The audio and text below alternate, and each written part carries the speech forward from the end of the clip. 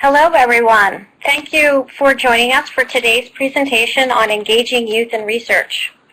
This is the first of a three-part webinar series focused on engaging youth in research and evaluation. The series is being co-sponsored by USAID's YouthPower Learning Youth Engagement Community of Practice and the American Evaluation Association's Youth-Focused Evaluation Topical Interest Group. I am Christy Olenek, Vice President of Technical Services at Making Sense International and co-champion of the YouthPower Learning Community of Practice on Youth Engagement. YouthPower Learning is a USAID-funded project designed to build and disseminate evidence on positive youth development. The Youth Engagement Community of Practice is one of 4 communities organized by YouthPower Learning to help support these efforts. The Youth Engagement Community of Practice is led by myself and my co-champion Katie Campos from World Learning. We also have a facilitator who supports our work, Ms. Lindsay Wolf from Making Sense, who has been, you've probably heard her voice a bit already this morning. The group started in December 2015 at our first YouthPower annual meeting and now has almost 300 members. The Youth Engagement Community of Practice has 5 goals. The first one is dedicated to developing a definition of youth engagement for YouthPower, which we've already done, and you can find on the youthpower.org website through the link provided. We are also in the process of developing a guidance on using indicators to measure youth engagement. The recently published YouthPower Positive Youth Development Measurement Toolkit provides a framework and illustrative indicators that measure the many concepts related to PYD, including youth engagement. As a community of practice, we create space for sharing of youth engagement experiences and hold 3 in-person meetings per year. We also keep a clearinghouse of resources on youthpower.org and work to include the youth voice in YouthPower activities. I want to give a big thank you to our co-host, the American Evaluation Association's Youth-Focused Evaluation Topical Interest Group, which supports positive youth development practices by concentrating on the needs of youth and adult evaluators. They promote the development and use of tools and methods in youth-focused research and evaluation. The TIG centers its activities around the American Evaluation Association's annual conference, which will be held this November in Washington, D.C. Each conference includes a series of sessions on youth-focused evaluation topics, and I hope you can join. Now I would like to introduce today's speakers. Dr. Nicola Balvin is a research facilitation specialist at UNICEF Office of Research Innocente. In this role, she develops methodological tools, research procedures, and guidelines to facilitate quality research in UNICEF with a focus on adolescent well-being. Dr. Emily Ozer is a professor of community health and human development at the UC Berkeley School of Public Health. She has focused her career and research on youth-led participatory research and psychological resiliency in the face of extreme stress and trauma. Ms. Akemi Piatt serves as an associate with the Innovations for Youth Center. Her background is in qualitative research, policy advocacy, and storytelling. She is an expert in youth empowerment, violence prevention, and gender and racial equality. So now I'd like to pass the microphone over to Nicola and ask that as you listen to the presentations, please type questions into the chat box, which we will read out loud later to everyone during the Q&A session.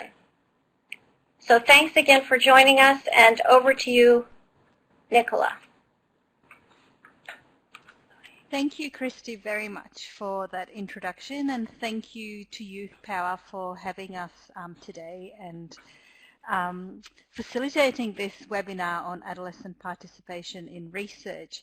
I should state that I'm only going to really introduce the topic and the speakers and tell you a little bit about what UNICEF's Office of Research Innocente is doing in terms of adolescent research. So as to give you the background of where the brief which Emily and Amber will be talking about comes from. So they are the main act. I'm providing a little bit of background. But as introduced, I am based in UNICEF's dedicated office. It is in Florence, Italy, and you see it there on your screen. And we have, for the last 4 years, had a dedicated adolescent research program. This comes from UNICEF's recognition of adolescents being a priority, the world currently being home to the largest cohort of adolescents in history, and really recognizing that this period, this second kind of decade of childhood, is a period or a second window of opportunity where things that may have not gone so well in childhood can be righted and built upon. So in this research program, the focus is on the social and structural determinants of adolescent well-being. So really looking at what is it about the environment in which the adolescents live that contributes to their health and well-being or otherwise. And the research looks at both the causes and consequences as well as at what works. So we test interventions and so on. We have a strong focus on gender research, which is applicable across contexts, so all our research is multi-country, and also data and methodological development. And the brief that Emily and Amber will be talking about falls into that. To give you a taste of what our research program looks at, up the top you see the 5 main topics that we look at in our research program, and then down the bottom you've got the data and measurement and methods. So as well as actually conducting research, we try to develop new methodologies, new ways, new indicators, for example, for tracking adolescent well-being in the SDGs and so on, as well as briefs for how to conduct research. I mentioned that the research program was across countries, so this highlights where we are working. Most of the work is done in sub-Saharan Africa, but we also have partners elsewhere. Now, more specifically about the briefs. So the brief that Emily and Amber will be discussing on adolescent participation in research is one of 7 briefs which will be published, we are hoping, in the next 3 weeks.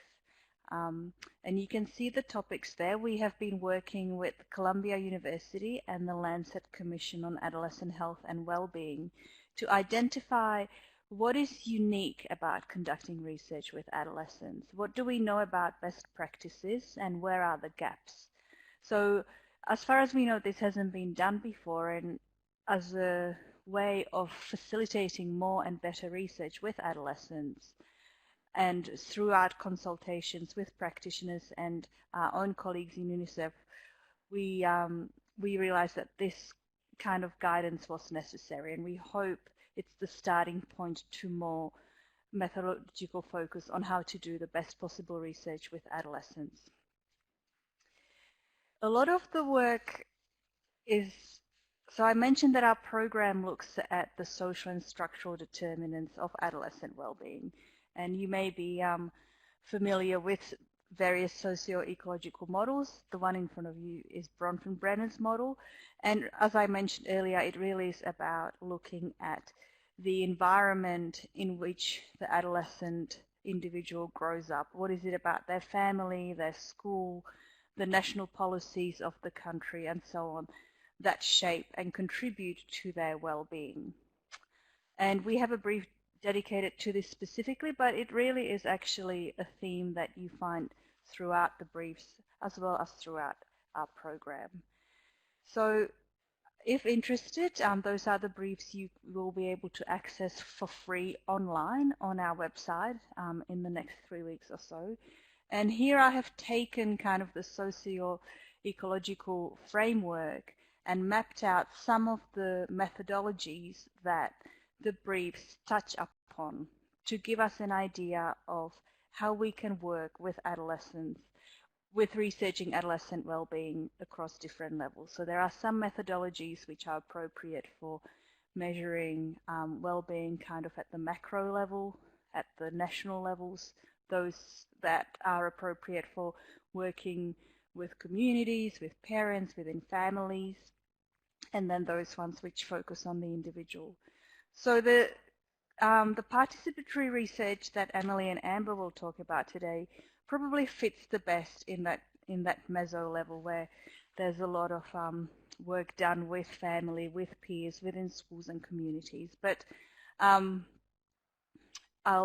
pass over to them now to tell you more about that. So once again, thank you for having us and enjoy the webinar. Great. Thank you very much, Nicola. As we get the slides prepared, Emily, I believe you are up next. Okay, great. Can you hear me okay? Yes. Great.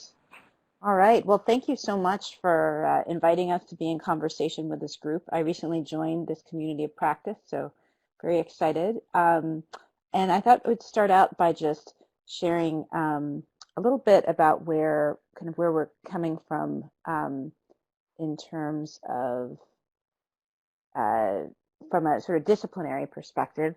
And I'm trained as a psychologist with a focus on community and clinical psychology, as well as developmental psychology.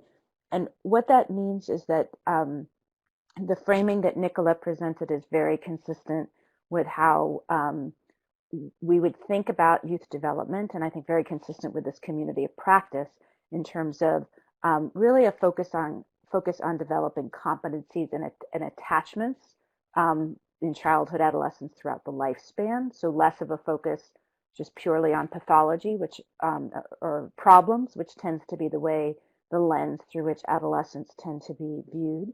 But to think about how adolescents develop competencies, how that provides a solid base for coping with the various kinds of stressors they might encounter. This approach also emphasizes how we do research with adolescents and their communities. How do we work in such a way that we're not just coming in and getting data from people, but that we're strengthening the resources and the relationships through the research process. So there's an ethics of community collaboration that many of us are guided by and aspire to in the way that we do our work. And it also sensitizes us, this community psychology perspective sensitizes us to thinking about how are the interventions and the programs that we develop, how do they relate to the context, the cultural contextual fit, and how might they need to be adapted or changed to be more effective, including the input of the local youth and community members. So that's just a little bit kind of where we're coming from in terms of our ethics and our principles in doing this work. Developmentally, as I think Nicola already has alluded to, and the Lancet report goes into detail about, adolescence is such a critical transition. It's this really, this window in which in many different cultures and contexts, there are transitions in identity and transitions in trajectories of health and mental health. And we know that beyond thinking about just the individual young person, that the settings, the communities, the schools, the other kinds of organizations that they grow up in provide opportunities and experiences for some young people to engage their passions in positive ways, in ways that build health and resources in that transition to adulthood, whereas others are stuck in settings that don't have those opportunities for positive passions, and you're sort of led more into negative trajectories health-wise. We also know from recent neuroscience research that there's really a lot of important work happening in the brain, in the body, around peer social rewards at that time. So these are just some of the the things we keep in mind when we're thinking about working with adolescents, about what's sort of special about this time period. So as I've been getting more acquainted with what's happening internationally around positive youth development and youth engagement, what I've noticed is that we don't always use terms in the same kind of way, or that youth engagement as a broad term encompasses a lot of different kinds of interventions and approaches. And I wanted to share this slide as a way of maybe kind of describing the landscape and where our presentation today fits into that. And so you can see on the left-hand part of the slide, there are a range of different youth engagement approaches. This is not a total list. This is sort of just to kind of acquaint us. There are obviously positive youth development practices that may be enacted by particular programs or NGOs or schools. Underneath that, we have youth-led participatory action research, which is what we'll be focusing on primarily today. We also have many different kinds of youth organizing or youth advocacy approaches. Maybe there may even be some youth health advocates who are on this webinar today, but where young people are really directly trying to affect policies and decisions. Underneath that, there's also a growing area of youth-led design and planning, such as city planning or other kinds of government planning. So there are a range, the range of different ways in which we could think about how youth could be engaged, how they may be expressing their voice and contributing their expertise to health efforts as well as other kinds of policies. Also, if we look to the right-hand side, there are different targets or levels at which those approaches are trying to affect, different kinds of opportunity spaces. So we could think about how are the individual young people who participate in these kinds of approaches, how are they affected in terms of their health, their mental health, or their agency? Many of these approaches are trying to directly affect communities or schools or health systems. So there's also that kind of systemic or setting level domains of where people are trying to have effects, also trying to affect government and NGO programs. Another area where the inclusion of young people and the expertise of young people can make a difference is on the actual research process itself, in terms of the kinds of findings that we discover when we include young people in different kinds of ways. And we'll be talking about that today. And then at the bottom, there are also many kinds of initiatives where we could ask the question, how are young people being engaged? What's their role and their participation? So my goal in sharing this slide is not to overwhelm people, hopefully, but to just sort of think about the broad landscape that might be covered under youth engagement, and just to hopefully we can have some shared language around that. So actually I'm going to do this slide first. So some of you may be familiar with the term community-based participatory research, or CBPR, and this is a term that's often used in public health to describe an approach where the people doing the research are not just the people with PhDs or have been formally trained, but are the community members themselves serving as partners and co-researchers in the research that is about them. So it's really the communities affected by the research participating as researchers. Often this really has a very strong focus on equity, on improving conditions for people living in more marginalized conditions.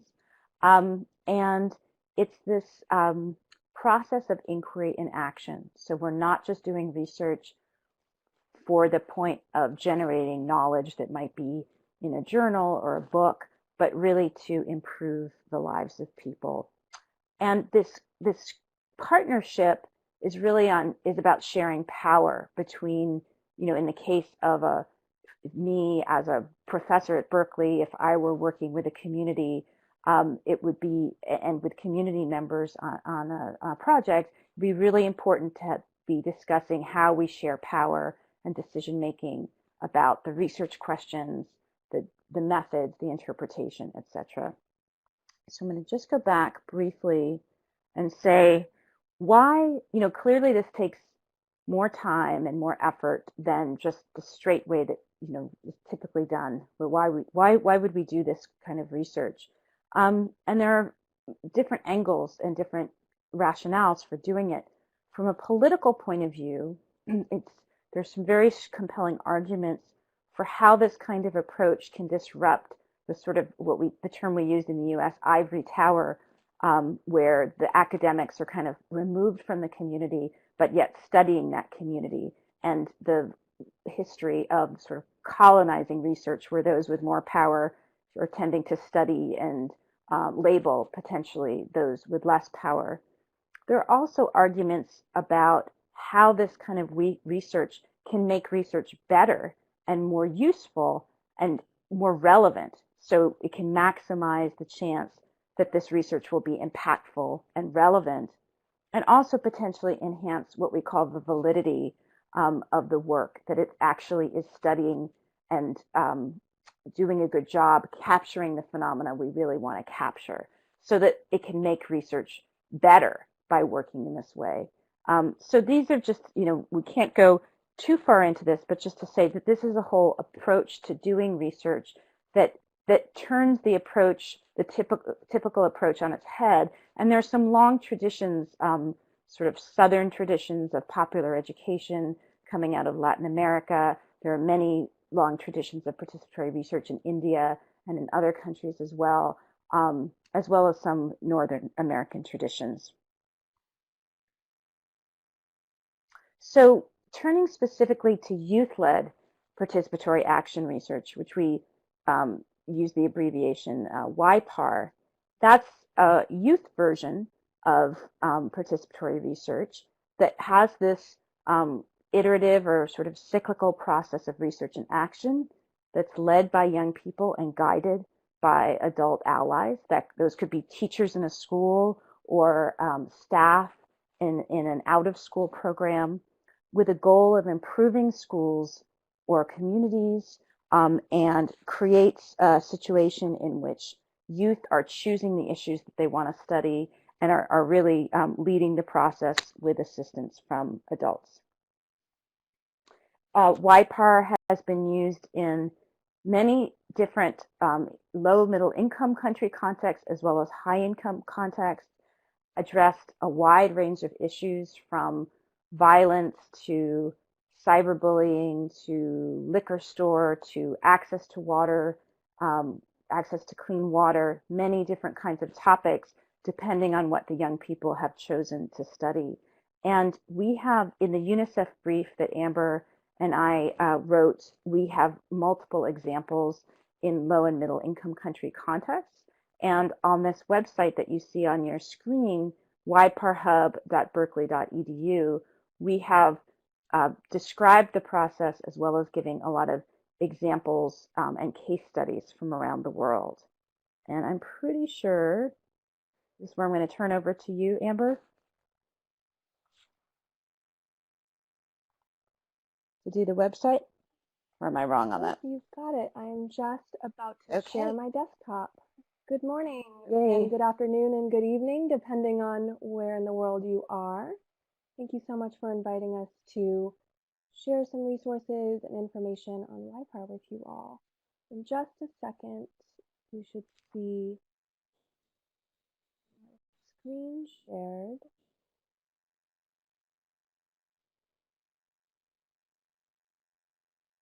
Okay, great.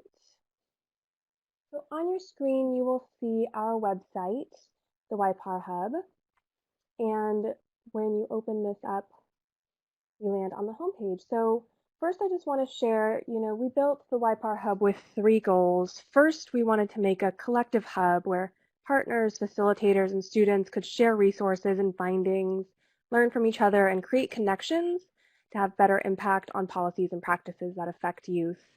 And then second, we wanted to curate a curriculum hub that contains lessons from different YPAR curriculum delivered in what's hopefully an intuitive and interactive format. And then finally, we've wanted to build a research hub where researchers can share studies of YPAR practice and impact to reduce the gap between research and practice. So on the home page that you see here, you can find basic information on YPAR and the YPAR Hub website. Up here, our Learn About YPAR tab includes more detailed information on YPAR and the YPAR Hub, including further readings on YPAR and additional YPAR resources that you can find up here in our marquee box. Our YPAR in Action page, which falls underneath Learn About YPAR, is my favorite part of the website, and this includes highlights on diverse projects globally that illustrate how YPAR has been used in different settings to meet that group's specific goals. And I'll be sharing an example from Guatemala, which you can also find on our YPAR in Action page right here a bit later in the presentation. So though in practice YPAR is far from a linear process, we've conceptually broken down the YPAR process up into 4 phases. And that would be get started, define the issue, investigate, and take action. So the YPAR Hub in each of these sections provides free adaptable lesson plans. And first, I'm going to go through the Get Started tab. This includes lesson plans that can help your group lay a strong foundation for YPAR. We've clumped lesson plans within each YPAR phase into these thematic sections. And in this section, for example, you can see things about learning about key YPAR building blocks, fostering supportive and respectful youth-adult relationships, engaging your community, and team building. The Define Issue tab helps groups decide on an area of interest and research question. The Investigate tab is where you can find lesson plans on how to conduct research using multiple research methods. And if you already know what research method or methods your group wants to use, you can go straight to those sections. There are videos in each of the sections that highlight the particular research method in action. But if you don't know what research method or methods might work for your group, we have a guidance tool up top that can help you assess which would be best for your situation. And then finally, the Take Action tab helps groups think about how to use their research to eliminate or reduce their issue while promoting solutions. And then quickly, I just want to walk us through how to look at a lesson plan on the website.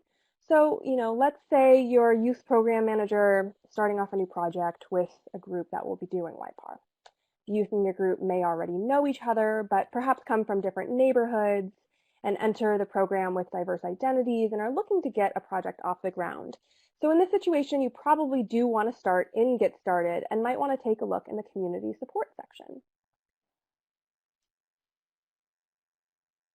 As you can see, each section contains many lesson plans.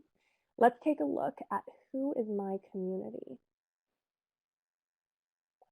So each lesson plan is broken up into several parts. You can see we pull content. You can see where we pull content from to create this specific lesson plan, approximately how long the lesson plan will take to conduct, what the objectives of the specific lesson plan are, what materials you'll need, and what you'll need to prepare before the lesson is conducted. Any handouts you'll need can be found under Downloads on the right-hand side. And there you can also find a Microsoft Word or a PDF version of the lesson plan itself, which is great if you perhaps don't have internet access while you're conducting the lesson plan. And the Microsoft Word versions are particularly handy if you anticipate wanting to adapt the material you find within the lesson plan to fit your particular group, which we highly advise you do if you have time to do so.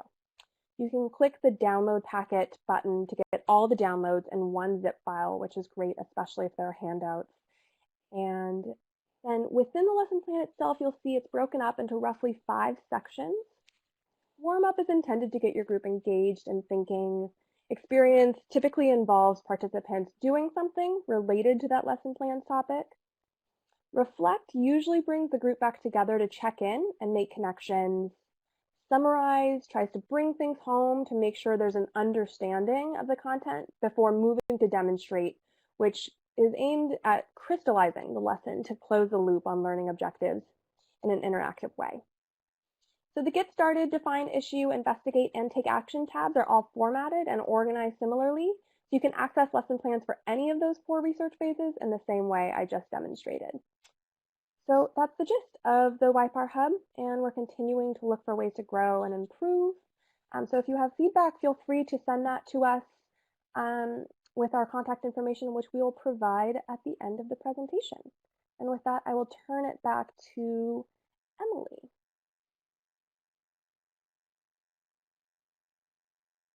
Thanks, Amber. That's great. And while my slides are coming back up, we hope that's a useful resource for you, and feel free to share it with other people. One of our goals is that what we found is when we were studying YPAR and learning about YPAR, it seemed like there were a lot of different resources out there, but they were hard to access. And then there were also people who liked the idea of YPAR, but weren't really sure how to do it. And some projects that say they're doing participatory research with young people, but it seems like there were some pieces of it that were missing around really preparing the ground and the relationships, or about trying to have higher quality research.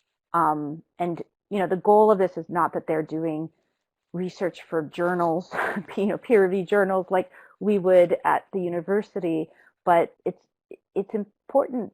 It's also important science and critical thinking learning for them to really work with evidence and understand the strengths and limitations of different kinds of data. We don't talk down to the young people we work with about really understanding how you use data. We think that's an important part of this approach.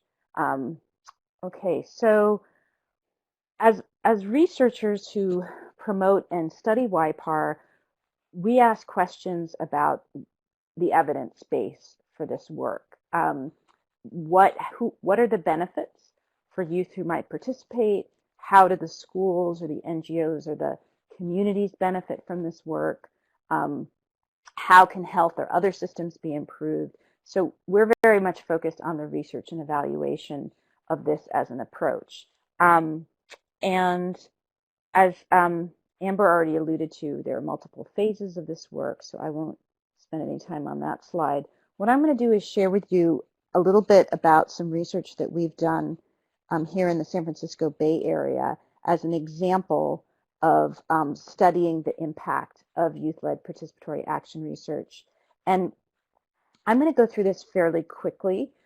All of the published work about this study is available off of my UC Berkeley website. So if you Googled my name, Emily Ozer, and Berkeley, my website will pop up, and then there's a place where you can download PDFs of published papers. So any further information about that would be available there. So we did a study over 5 years based in San Francisco Bay Area, and this was focused on developing YPAR classes in urban public high schools here in the Bay Area. So these were students who were actually in school but had an elective class that was usually a peer education elective class. So they were being taught to be peer educators. But then one class was randomized to be a YPAR class. And our evaluation questions were focused on understanding what was the value added of YPAR in terms of the empowerment and other aspects of the development of young people. And the young people working in these projects picked a range of topics. Some of it was about academic, improving the quality of their education, improving school lunch, etc. Okay. And the picture here is of a young person who was sharing out his findings with the school district about how to improve the academics at their school. So just briefly, the theory of change, as alluded to earlier, you could think about the theory of change and the logic model at the level of the individual students as well as at the level of the school. Like, how does it improve schools and provide more meaningful opportunities for participation? So some of the areas that we expected to change on the far right-hand side of the slide, had to do with students' skills and efficacy, their sense of connection to school, their psychological and political empowerment, and their social networks and support. And you can see on the left side some of the processes by which we were engaging them in trying to change those outcomes. And then at the level of the school as an organization, we were hoping to improve alliances between youth and adults, more meaningful youth role in governance, strengthening opportunities for youth-adult learning, and then enhancing the collective efficacy of youth. And now we're working in schools, but you could really think about, I'd be really curious to think about, for those of you who are in NGO or government settings, to think about what is the role of enhancing youth voice in governance of those organizations or initiatives. What opportunities do you see there? So our design was that we were randomizing students at the level of the classroom. So classrooms are randomized into YPAR versus not YPAR. And, as a researcher, we try to use randomization where we can, because we know that that strengthens our research design and our ability to make the claim that it was actually the YPAR that made the difference, rather than, if we had just picked one set of schools versus another, for example. So what we found is, on the level of the students, that participating in YPAR was associated with higher participatory behavior, which I can go into more about what that means later if we have time, stronger motivation to influence their schools and communities, enhanced socio-political skills. We didn't find that they perceived more control at school or that they had a change in self-esteem, but we did have significant findings, and I can go more into if there are any researchers on the call or others who want to talk more about the research, we can go into that in the Q&A. And then we did a qualitative, that was the quantitative part of the research, and we did a qualitative study to ask the question of, did YPAR actually affect the school in some way? Did it create more meaningful opportunities for youth voice? And we did interviews and observations to assess how voice opportunities might have changed as a result of YPAR. And what we found through a combination of our quantitative and qualitative findings is that in the schools where there were teams, YPAR teams, the administrators and teachers referred to them as expert and professional and serious, and that there was a shift in mindset around not really seeing the young people as problems to be fixed, but more potential resources and experts, which we thought was very meaningful.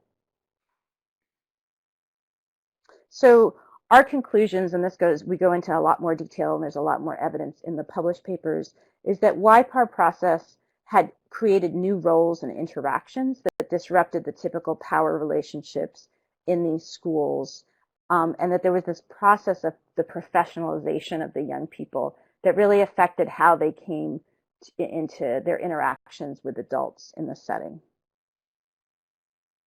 So now I'm going to turn it back over to Amber to talk about Voces y Manos in Guatemala. Thank you so much, Emily. So let's see, it appears the picture on this slide isn't showing up, but there is a picture on the YPAR Hub in the YPAR in Action section, if you are a visual person. So Voces y Manos is a small youth development organization, and they're based in Rabinal in Baja Verapaz in Guatemala. And Baja Verapaz is in the northern, sort of central northern region of Guatemala in the highlands. It is a very low-income community and mostly indigenous. About 80% of the young people in Rabinal are indigenous, though Voces y Manos exclusively serves the indigenous youth. And this area, for context, is, in a post-conflict era. They're recovering from a civil war that spanned from the 50s to the 90s. And so Voces y Manos' mission is to empower indigenous youth to advance the health and well-being of their communities. And a big part of their programming is a summer leadership program that they shepherd about 10 youth through every summer. And so the youth stay involved in the program during their secondary education, which lasts about 3 years. So At any given moment, there are about 30 youth involved in Voces y Manos, which creates opportunities for sort of a cascading mentorship model. And so as the youth move through their leadership development program, and once they complete it, then the cohorts of youth begin their YPAR projects. So I wanted to share with you a bit of what the 2015 cohort did. And before I go into the details of their YPAR study, I first want to lift up two takeaways that the group has learned both during the process and since. So first, Voces was really having to balance time constraints with youth leadership and autonomy.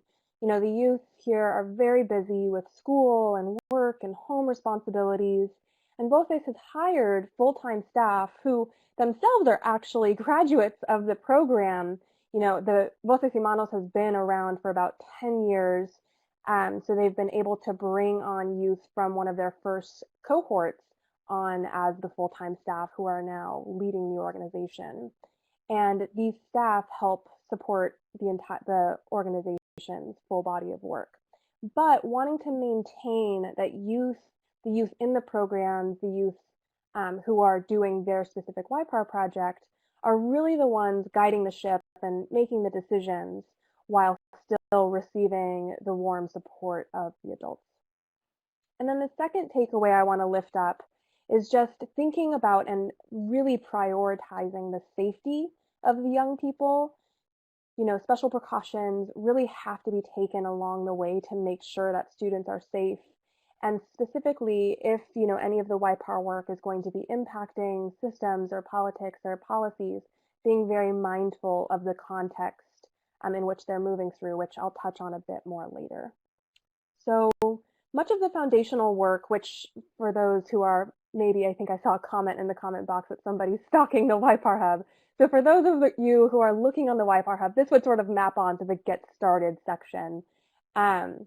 Most of that foundational work was completed for the 2015 cohort during their youth leadership development program. And so that includes things like sharing about their communities that they come from, exploring their identities, both as individuals and as communities, and then understanding their histories, and then building that trust with themselves, amongst themselves, and with the adult facilitators. So in summer 2015, a few of the older youth who had gone through the youth leadership development program were hired to really help lead some of the big lift that the YPAR project was going to involve. So again, this sort of cascading leadership model where some of the adolescents who had gone through the program 2-3 years ago were able to lead those who were going through it that specific summer. So once those older youth had been brought on as facilitators, they began a process to decide on an issue. And because of the nature of Voces y Manos' work, they wanted to limit the world of possibilities of possible issues to education, just so they could stay within their core competencies and make sure that the adult facilitators were going to be able to fully support them. So they, you know, in asking about what sorts of issues the youth cared about, they were asking questions about the barriers and facilitators to fully accessing their education. So to dig into what their specific issue might be, Voces y Manos hosted discussion circles with their students, and all the students who are currently involved in the programming were invited. So there were about 30 students present, and the older youth and the Voces y Manos staff facilitated the discussion circles and took really detailed notes. And one key thing here to note is that the discussion circles were made gender specific. And so what I mean by that is that the boys were in circles with boys and the girls were in circles with girls. And this was done to facilitate some more comfort around sharing what kinds of issues the students were experiencing in their schools, and in particular, making sure that their girls were going to be able to share what their concerns and observations were about their education. So the detailed notes that were taken were then analyzed for content, and the older youth facilitators and the Voces y Manos staff were doing that analysis together. And, you know, I think that's a really critical thing to think about, is how to involve youth and teach youth about how to be involved in the different phases of YPAR that may, it may be a little bit more time consuming to involve them, but I think you get a richer analysis, and they got a richer analysis from including the youth in that process. So from that analysis, 6 themes were extracted, and that included things like trust with teachers, the fairness with grading, cleanliness and sanitation of school facilities, and out-of-pocket costs for education that are incurred by the students and their families. And so then once they had sort of dug into what issues the students were experiencing in schools, they had to make decisions about what methods to use to learn more about their issues. And so, the group, again, like I mentioned before, was conscious of time constraints, but were also really interested in seeing if the issues that the Voces y Manos program participants were experiencing could generalize or would generalize to all students in Rabinal, since, as I mentioned, it's a very small program, only about 30 youth are participating at any given moment. So because of this, they decided they were going to develop and disseminate a survey to maximize the number of people's input that they could receive. So the full group of students were then reconvened and asked, so this is the 30 students, were then reconvened and developed survey questions on those 6 themes. And about 3 or so questions were developed for each theme. And then once the full pool of survey questions had been made, the older youth facilitators and the Voces y Manos staff picked the strongest questions to include on a 1-page front and back survey. And, an example of a question that was included was, has your family ever had to consider removing you from school because of the high costs? Which, for the record, 40% of the respondents ended up saying yes to. So there was about 1 Voces y Manos student at every secondary school in Rabinal. So the students actually took the surveys to their own classrooms, had their classmates fill it out, and from that process, they received 250 survey responses.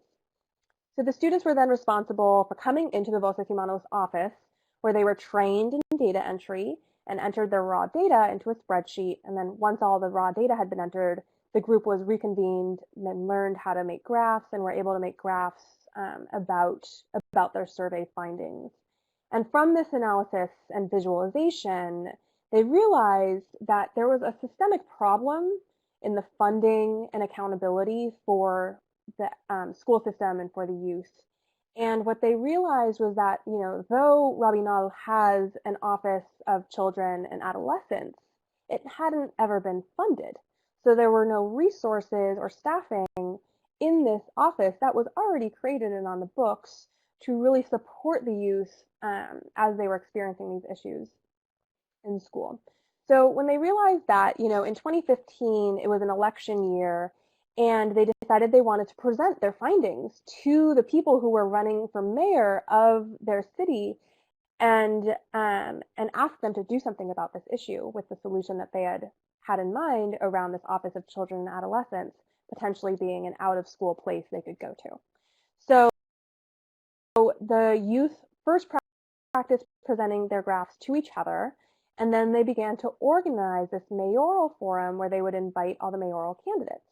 So they did so and invited all the candidates to come, and all the candidates did come, which was really exciting. About 250 people from their small community showed up to the presentation, and they actually also live streamed the event so that folks from other parts of the world could be joining as well, and about 600 people attended.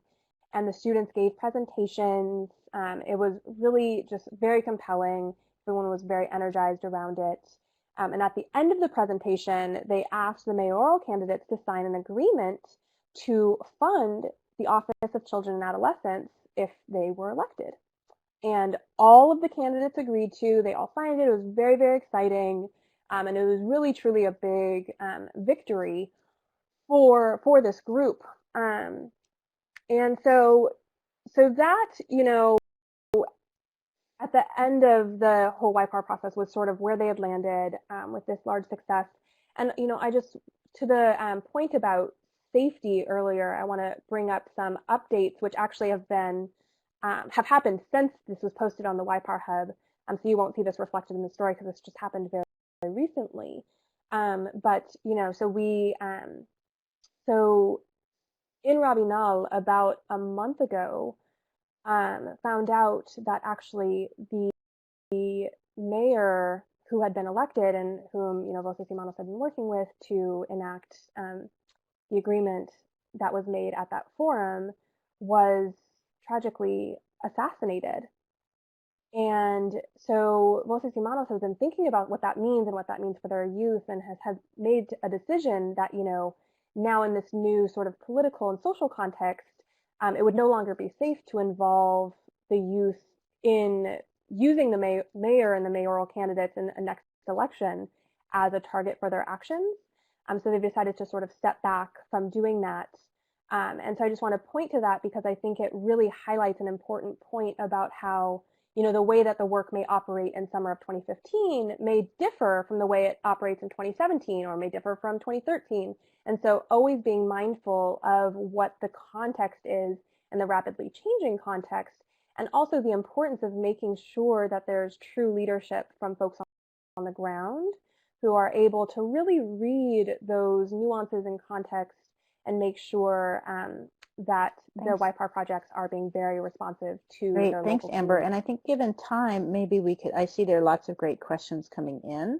So we could start, and some of them have already been responded to online, but maybe we could respond to some of these questions. Does that sound like a good plan?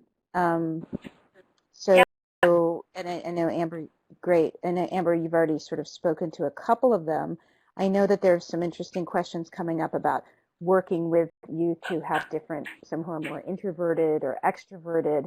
And that's something that comes up a lot. And the curricula that are there have opportunities that they don't just require them to speak up in a group, but we use a lot of Post-it notes and writing and other ways of trying to maximize the contributions, and a lot of small group work as opposed to whole group work. So there's a lot of thought that's gone into diverse learners and diverse personality styles in the curricula. It also sounds like some of you on the call are sharing some good strategies there.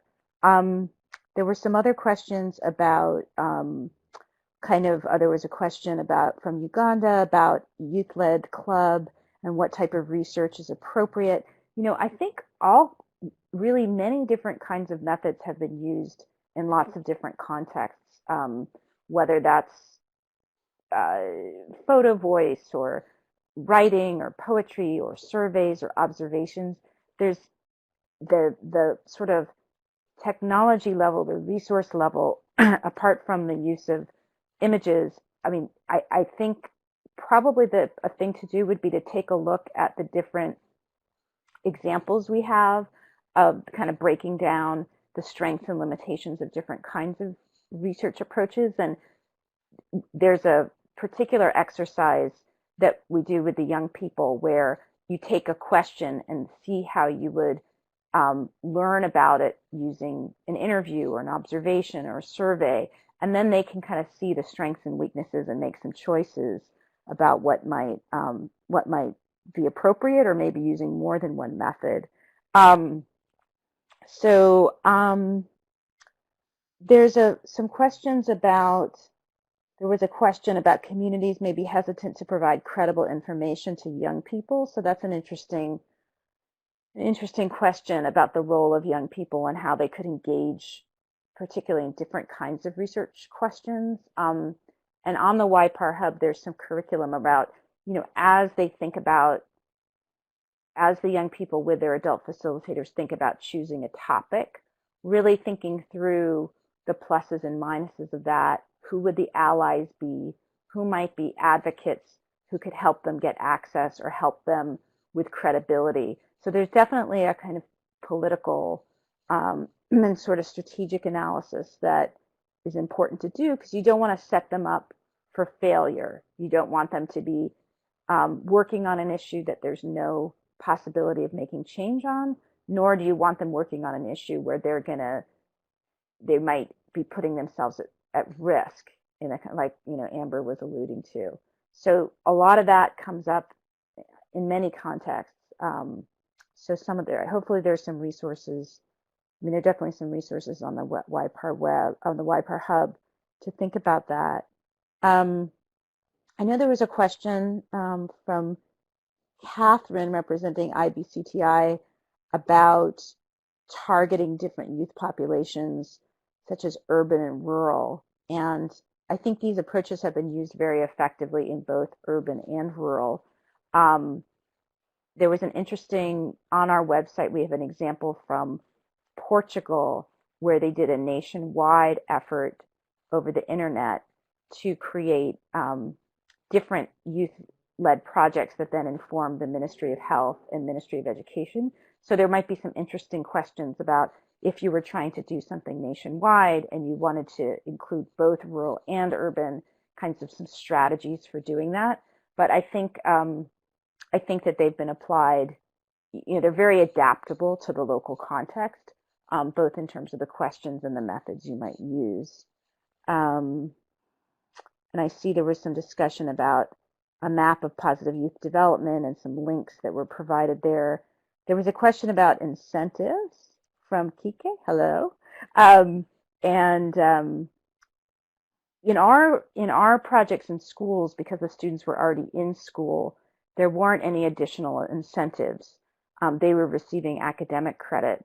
But Amber, I don't know, for the project you shared, were there financial incentives or other incentives for the young people to participate? Yeah, so that is part of the youth leadership program.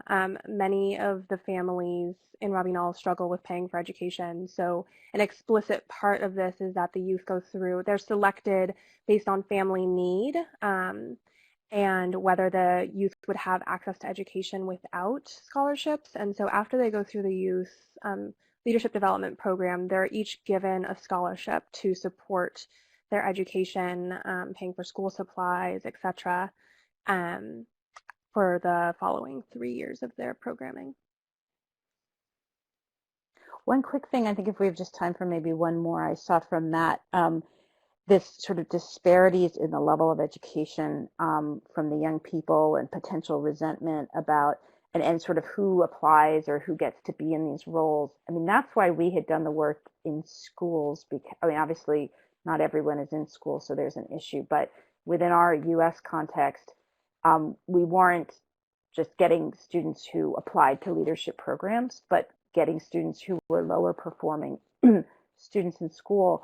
But YPAR has been done very effectively at the elementary school level, as well as at upper school levels. And so I think that there are mapping exercises and other kinds of methods that don't rely on high educational level and that could really rely and don't necessarily need to rely on writing.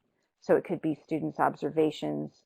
And so I think if you check out the various methods and tools there, I think there should be a role, and there could be, intentional thinking about how to make sure that these don't just go to the already, well-educated young people, because it's, even from a research point of view, that would bias your perspectives in some way. You want to make sure that there's a diversity of opinions, and it may be that being intentional about how the groups are organized, so some people don't dominate, would be one approach. So maybe I should stop there. And there was, yes, youth in schools and out of schools, for Louise's question. There are multiple examples. And I think in the brief that Nicola mentioned, and also on the YPAR Hub site, there are a lot of different examples, and we would welcome follow-up. So I'll stop there because it looks like we're at 8:59 on California time, and maybe turn it over to any closing remarks. Much, Emily, you handled those questions very in an expert manner, so thank you for doing that. Thanks again to everyone for joining us today, and of course a special thanks to Nicola, Emily, and Amber. If you haven't had a chance to join the Youth Engagement Community of Practice yet, I encourage you to do so. I know Lindsay sent a link through the chat box. We are actually going to be having our next in-person meeting in late May, so we would love for you to join us if you're in the area. We also have folks join those meetings virtually, so you can join just like this through Adobe Connect and be part of those community practice meetings. Also, don't forget to look at the American Evaluation Association Youth Focused Evaluation Topical Interest Group. Again, that conference is coming up in the fall in November. And as I said at the top of the webinar, this is the first in a webinar series of 3. And so our second webinar on this topic will focus on engaging hard-to-reach youth in research and evaluation. And that will also be in May. So please keep an eye out for those webinar notices. And I know Lindsay is going to be sending out a link to a survey, so we would very much appreciate your feedback on what you thought about today's webinar.